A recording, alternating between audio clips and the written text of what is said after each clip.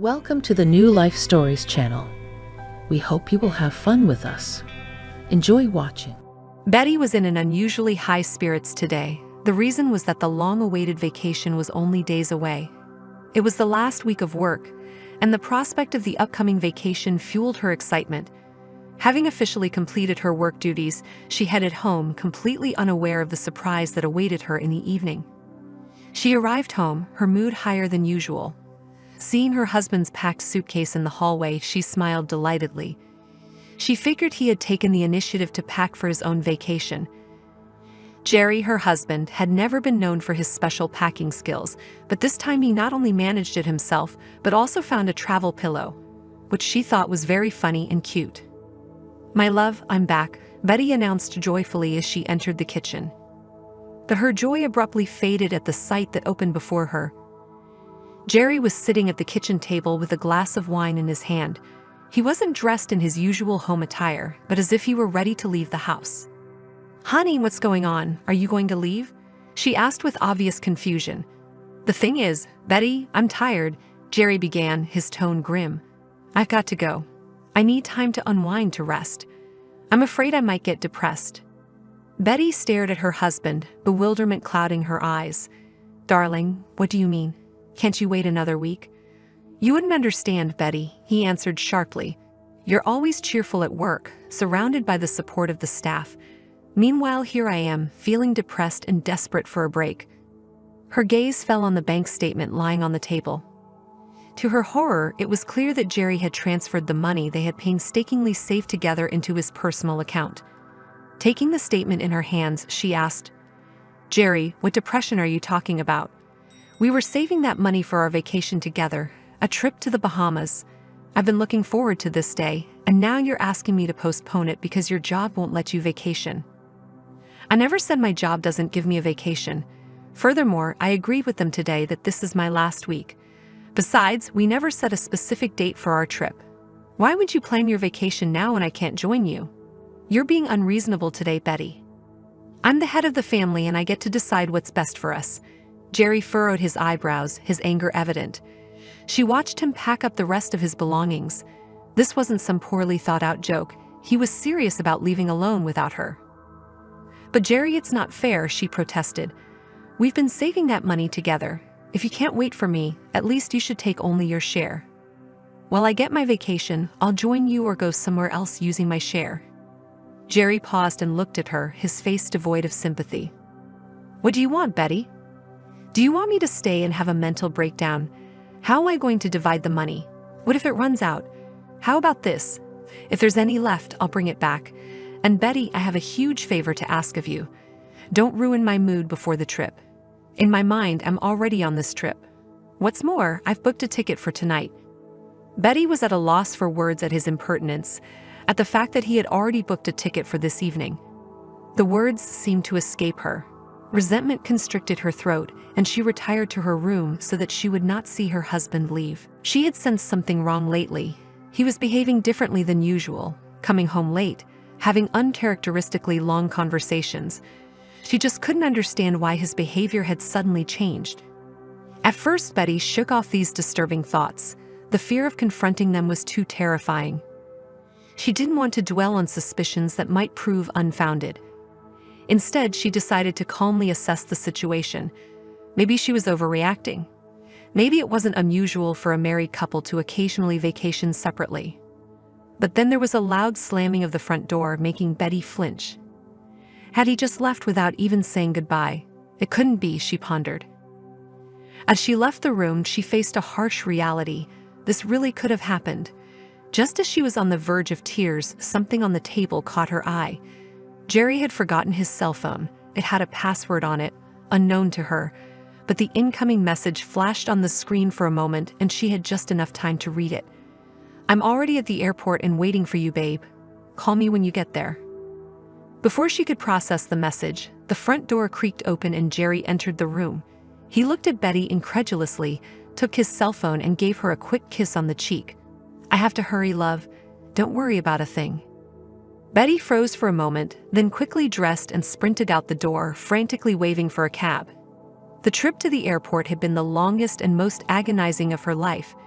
She didn't know where to look for one, but unfortunately they were spotted immediately. Their behavior resembled high school lovers. The woman was considerably younger than she was. Betty sighed and, covering her mouth with her hand, watched them from a distance. This was it, 5 years of married life, 5 years of believing they were a happy family, she reflected.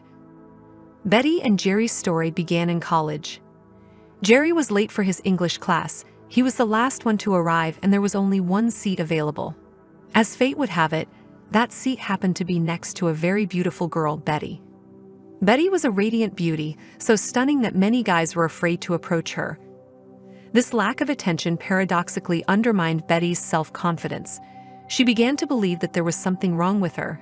So when Jerry found himself at her side, she was immediately intrigued by his obvious boldness. However, Jerry saw no other option. He felt at ease sitting next to such an attractive girl, but not because he was too confident, but rather because he thought he was invisible to her. He believed that he didn't stand a chance, so there was nothing to lose or be nervous about. When they were separated into pairs in class, Jerry found an excuse to talk to her. It was then that he discovered that Betty was not only beautiful but modest and friendly. Perhaps it was then that he realized that he could sway Betty to his side. As time went on, Jerry became more and more pleasant to talk to her, and he even forgot about their seeming social gulf. One day he offered her a ride home after class. By the end of the semester, they were officially dating. After graduation, they took the next step and got married, but now their marital bliss was crumbling. Jerry was using their shared savings to take his mistress to the Bahamas. Betty had to go back to work the next day and came home to an empty house, waiting for her husband to return after his escapade. She felt completely alone, with no one to confide in, seek advice from, or even just talk to. Betty had grown up without a father, and that emptiness had always been a source of anxiety for her. She never felt her father's guidance, love, or protection. It left her feeling incomplete. People told her that as she got older she would overcome this emptiness and move on with her life, but the opposite happened. The emptiness only grew with time. In retrospect, she realized that she had tolerated such unacceptable behavior from Jerry because she had no model of how a man should treat her. It hurt every time she reflected on it, and now it hurt even more because she was stranded in her grief and had no one to turn to. Betty lost her mother at the tender age of 18. Since then she had lived with her aunt, but always felt like a stranger. Her aunt insisted that Betty be treated like her own children, but Betty knew otherwise. She realized that there was no substitute for a mother's love. She managed to hang on to this strange family until she was able to escape to college. During the heyday of their relationship, life with Jerry had been a paradise for her. The world seemed brighter and their home a cocoon of joy and love. As the leaves of time changed, however, she began to unravel the less pleasant aspects. She realized that he knew more about her vulnerabilities than she ever had and was subtly manipulating them to his advantage. Jerry was working part-time.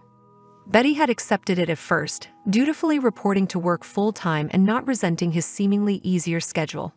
However, she began to realize that there was an unspoken expectation placed on her shoulders. Household chores were hers alone. Every day she found herself knee-deep in dirty laundry, struggling with stubborn stains and ironing wrinkled clothes. Her hands were always sore from washing endless piles of dishes, the leftovers a constant reminder of her thankless work. Cooking was a different matter. Every night, as if by ritual, she juggled pans and pots, preparing a delicious meal for Jerry, who was immersed in a world of his own. Despite all this, she remained silent, preferring to swallow her disappointment rather than voice it. "Oh well, it's just one of those things," she often muttered to herself, downplaying her growing discontent. Jerry, on the other hand, did not notice her growing exhaustion. He enjoyed the luxury of a late night's sleep, with the sun rising high and bright before he even got out of bed. He often spent his days locked in his computer room, immersed in his virtual world, leaving her alone to manage the real one. One evening, while she was busy stirring a pot, she called out to him, "Jerry, could you help me set the table?" "Love," came from the computer room. As always, she sighed and dropped the subject, as she had done countless times before. But the silent plea for recognition remained hanging in the air, marking the growing distance between them. When Jerry's father, Christopher, became seriously ill, Jerry had begged Betty to move in with him, expressing a submissive desire to look after his ailing father. Christopher was old, infirm, and clearly unable to cope alone.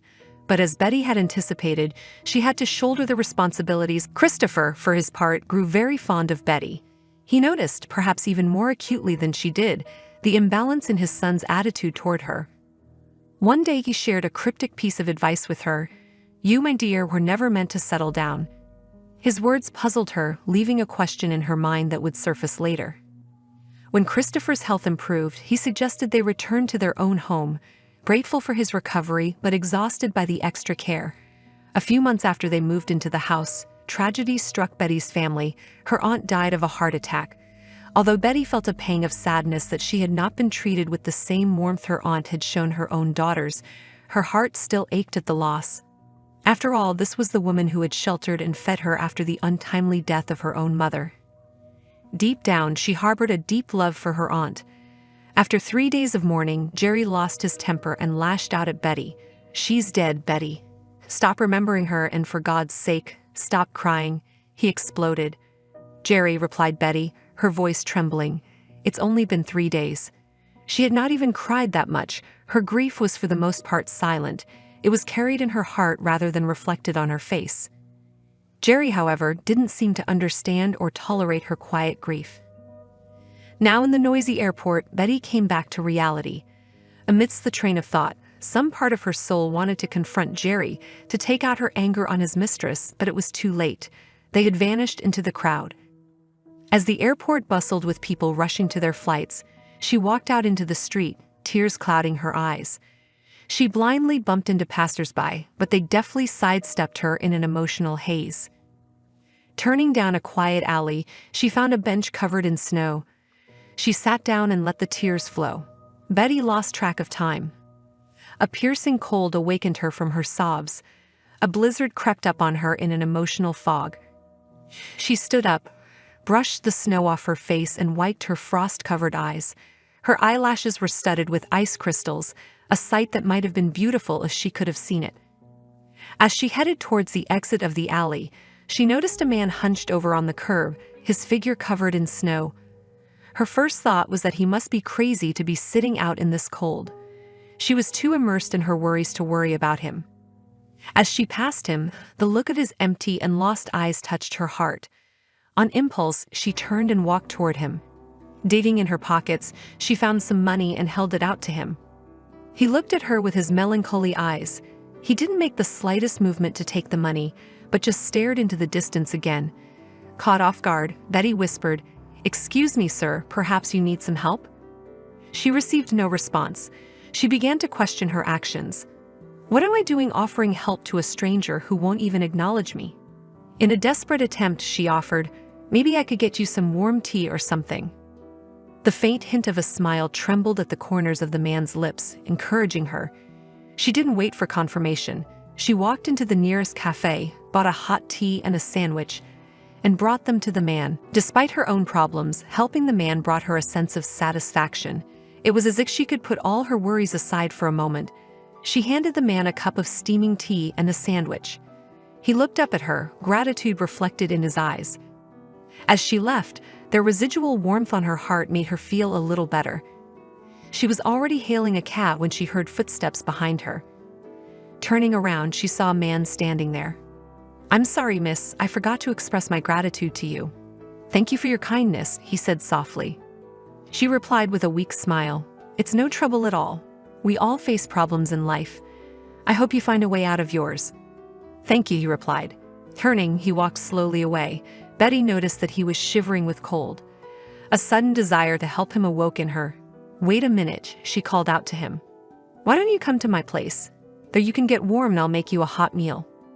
The man was confused. "Are you sure? I'm only homeless." Betty shrugged. "Have you noticed any royalty here?"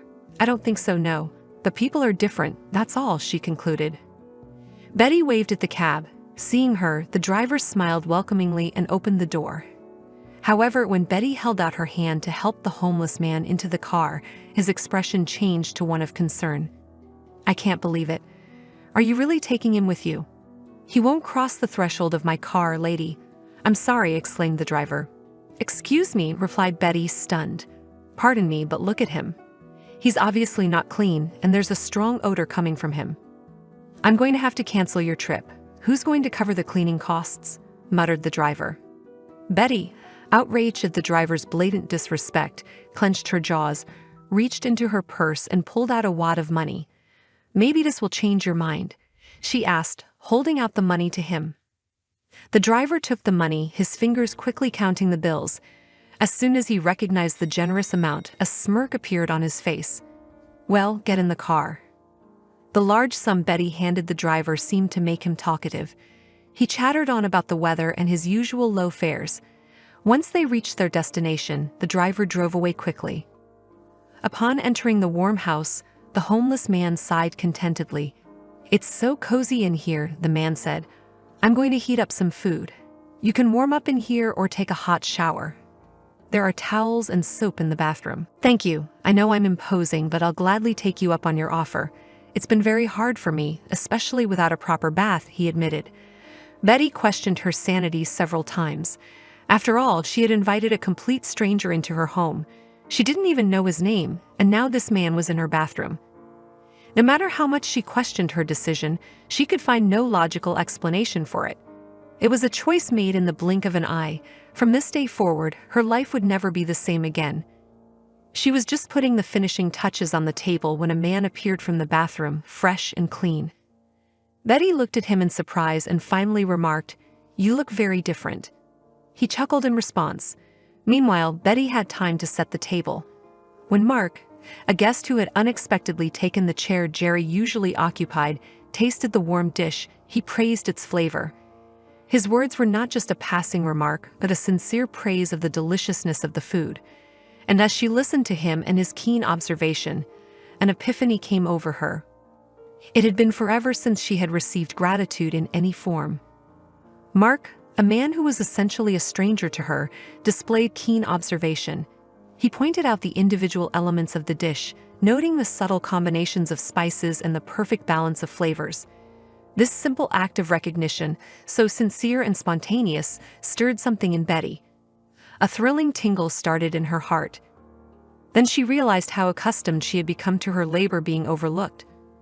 For so long she had labored tirelessly without a word of thanks or the slightest acknowledgement. But with just a few sincere words, Mark had managed to appreciate her efforts. And for that she felt a warm glow of appreciation. Feeling comfortable in Mark's company, Betty plucked up her courage and asked, "Well, what's your story?" As soon as the words escaped her lips, she noticed a sudden shift in Mark's demeanor. His easy smile faded and his eyes filled with unshed tears. It was clear that revisiting the past had caused him real pain at the memory of it. Only 2 and a bit years ago, Mark's life had been a picture of the normal life that many people dream of: a loving wife, a sweet little daughter, and a cozy house in the suburbs, a picture of perfect harmony. They planned to go on a happy family trip to celebrate their daughter's 6th birthday. They were all looking forward to this trip, but life had other plans. As they were driving through a rain-wet mountain pass, their car lost control, went into a dangerous skid and flew over a guardrail. In that terrible moment, Mark's world was shattered. His wife and daughter, who were the foundation of his existence, were brutally killed in a tragic accident. As fate would have it, Mark himself survived the accident physically unharmed but emotionally devastated. As he told his story, the pain in his voice echoed in the silence of the room. Betty could feel the heartbreaking sadness embedded in every word. The anguish of losing his loved ones was more than Mark could bear. He was overwhelmed by a sea of guilt and laid the blame for their untimely deaths on himself. Staying in a house that had once pulsed with life, the happy laughter of his little daughter, the loving whispers of his wife, was now an agonizing ordeal. The walls echoed with memories, every corner a cruel reminder of his loss. He sought solace in the bitter embrace of alcohol to dull the piercing pain and rid himself of the agonizing thoughts. But this temporary salvation soon turned into an addiction. Retreating into himself, he pushed away everyone who tried to reach out for help. Friends, relatives, and their attempts to pull him out of despair ran into a brick wall of rejection. Mark's life lost its luster, its very essence dissolving into the darkness of his grief. His growing dependency and the hollow echo of his family's laughter in his lonely home began to take its toll on his professional life. He received repeated warnings from his employers, but each one went unheeded. After a few months, he was inevitably fired. With his finances devastated and debts mounting, he was evicted from the home that had once been the center of his universe. His life, once marked by love and laughter, became an endless spiral of despair. Finding sustenance became a daily struggle for Mark. At first, he resorted to scavenging for food in garbage dumps, which left him feeling degraded and desperate. However, as he gradually learned street survival skills, he discovered that there are restaurants willing to lend a helping hand to the homeless. Establishments that specialize in selling baked goods like bagels and sandwiches often have surplus food that they are willing to give away. At first, it was guilt over the tragic loss of his family that drove him to this poverty-stricken lifestyle. Over time, however, he began to realize the detrimental effects of homelessness. The harsh realities of street life began to weigh on him, pulling him into a cycle of despair from which it seemed increasingly difficult to escape. The lifestyle he had originally chosen as a form of self-punishment was now trapping him, threatening to swallow him whole. Betty listened to his story with a heavy heart that felt sympathetic. She assured him that he must not bear the blame for the accident. She begged him to realize that a life consumed with guilt was not worth living.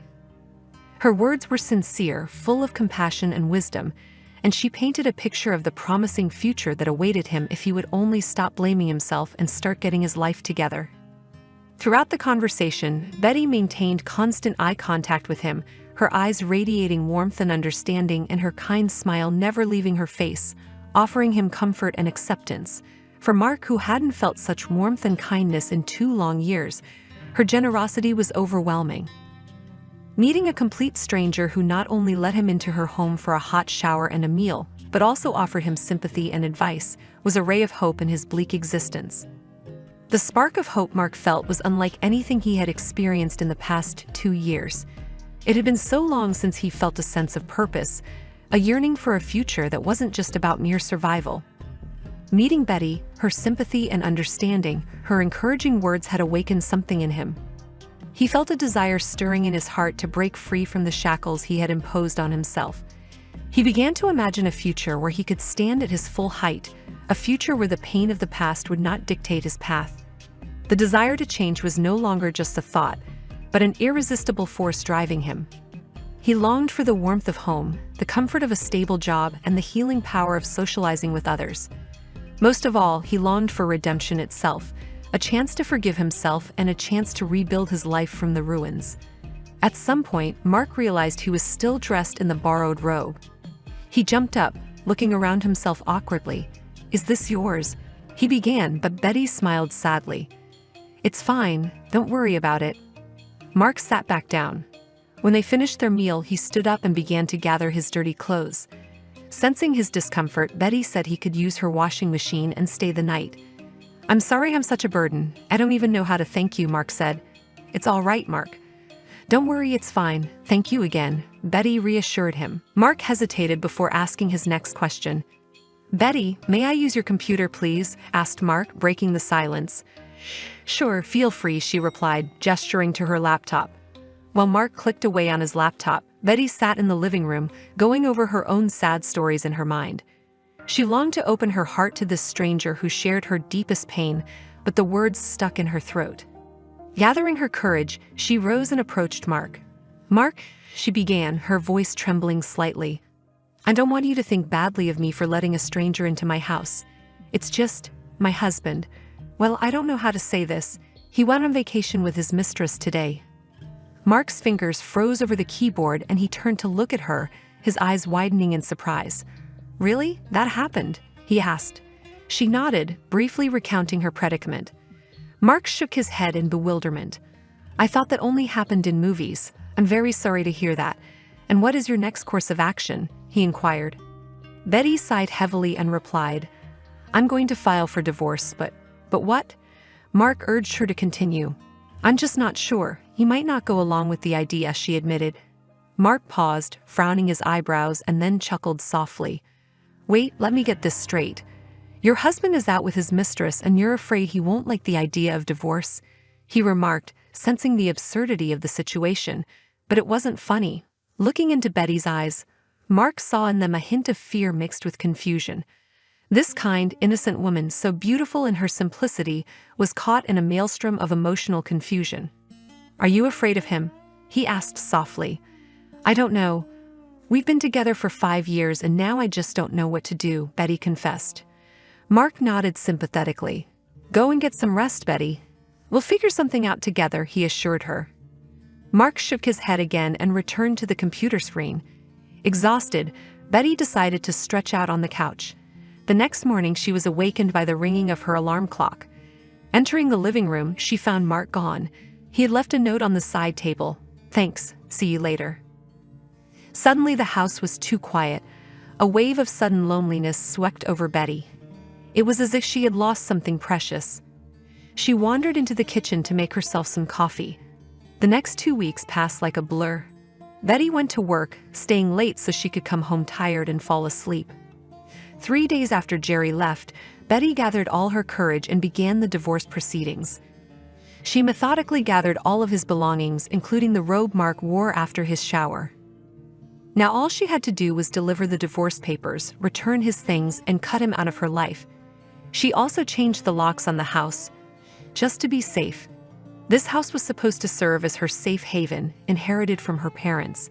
It was the one thing that undeniably belonged to her, and yet she felt a creeping worry that she might have to fight to keep it. Strangely enough, her thoughts turned more often to Mark than to Jerry. Mark, who had appeared in her life as a homeless stranger only to reveal himself to be a completely different person. Betty expected her husband's betrayal to devastate her, but her heart remained calm. Instead, she felt relieved. At least she was no longer living in ignorance, duped by a man she thought she knew. It often happens that everyone else knows about the betrayal and wives are the last to know. This can make them look foolish in the eyes of others. Betty's mood only improved with her newfound freedom. She was already imagining making a salad and watching a romantic movie, enjoying a quiet evening at home. One evening after work, her serene day was interrupted as she approached the house. She saw Jerry pacing near the entrance to the house. Shivering with cold, she remembered that she had blocked his number on her phone and felt a small surge of joy that he hadn't been able to disrupt her day earlier. "Betty, what the hell is going on? What did you do to the lock and what about my phone? Why do I have to freeze out here?" demanded Jerry. Betty looked him calmly in the eye, a slight smile playing on her lips. "I changed the lock, Jerry, and blocked your number." The surprise was obvious, but it was short-lived. "Have you lost your mind? Who do you think you are? Give me the keys now and go for a 3-hour walk in the cold. Let's see how you like it," Jerry muttered. Betty quietly rummaged through her bag, eliciting a satisfied grin from Jerry. She realized how accustomed she was to his bullying tactics and how often she had let it pass her ears in the past. Instead of her keys, however, she pulled out a document. "Here, these are the divorce papers," she said. Jerry, without hesitation, took the papers. "Whose divorce?" he asked with bewilderment. "Ours, Jerry. I know you didn't go to the Bahamas alone. I saw you with her. You can pick up your stuff any day, just not today. I don't want to see you today," Betty stated firmly. He took a few breaths, and then it hit him. Surprisingly, he spoke quite confidently, "And you know what? You were brought up to watch me. Good wives turn a blind eye to such things to keep a marriage alive, and you chose the hard way. I'm a young and handsome man. I'm interesting and women approach me." Betty interrupted him. "Well, then you won't have to spend the night outside," she mumbled, looking at the driveway. She'd never seen cars like this show up in their neighborhood. A convoy of 3 large SUVs drove wide and came to a stop. At that moment, Jerry grabbed her arm. "You'll do what I say. Did you think you could leave me just like that? Well, you were wrong. I'm going to make your life miserable. Give me the keys now," he shouted, raising his other hand to strike Betty. She closed her eyes, and the next thing she knew, no one was holding her hand anymore. "Betty, are you okay?"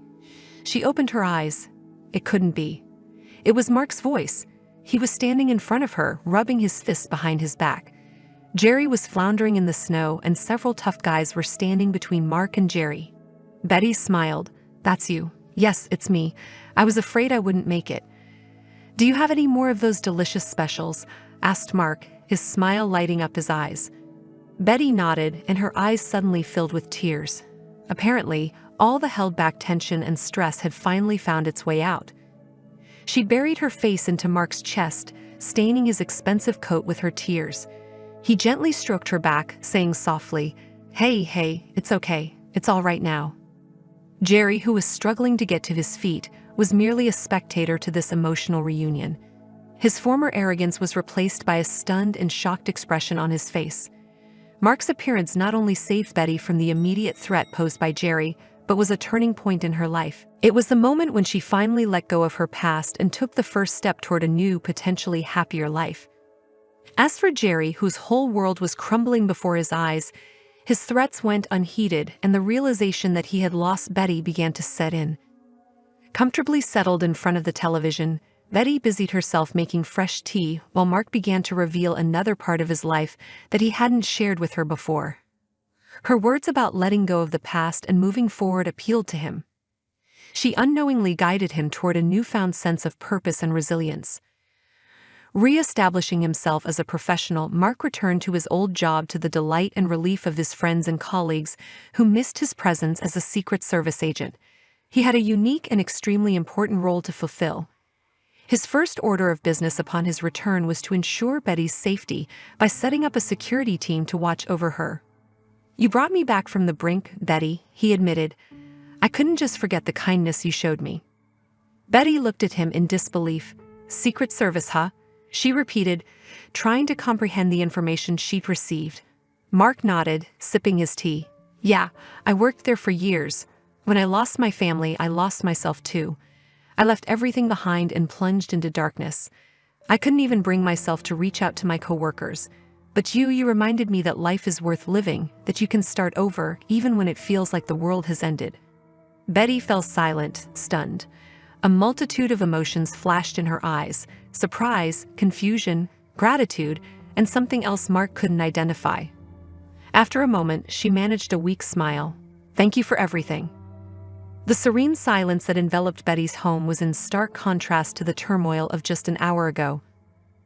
Events had unfolded so swiftly that Betty was still reeling. Mark had left without uttering any promises, without giving her any clues as to his next steps, but simply thanked her and left. Remarkably, despite Jerry's act, Mark managed to find a positive side to it. In a tone full of sarcasm, he thanked Jerry for his indiscretion. If it hadn't been for Jerry's affair, Mark would never have met Betty. He expressed his gratitude for this unexpected but significant event, adding another layer of complexity to today's events. 2 days passed, filled with chores and quiet evenings at home. The emotions that had swept over Betty a couple days ago began to subside, leaving her with an unusual sense of calm mixed with curiosity about what the future held. One evening after a long day at work, Betty was returning home. As she walked along a familiar route, she saw a figure that made her heart flutter. There, a short distance from her gate, stood Mark. He towered in the soft evening light, his silhouette casting a long shadow on the sidewalk. He looked in her direction, a smile lighting up his face. In his hands he held a bouquet of flowers, their bright colors in stark contrast to the fading light of day. His appearance was much different from their last meeting. He was well-groomed and neatly dressed, not at all like the disheveled man she had met the first time. His eyes, which had been full of despair before, now glimmered with hope, and it seemed happiness. At that moment, Betty remembered the words of her ex-husband's father.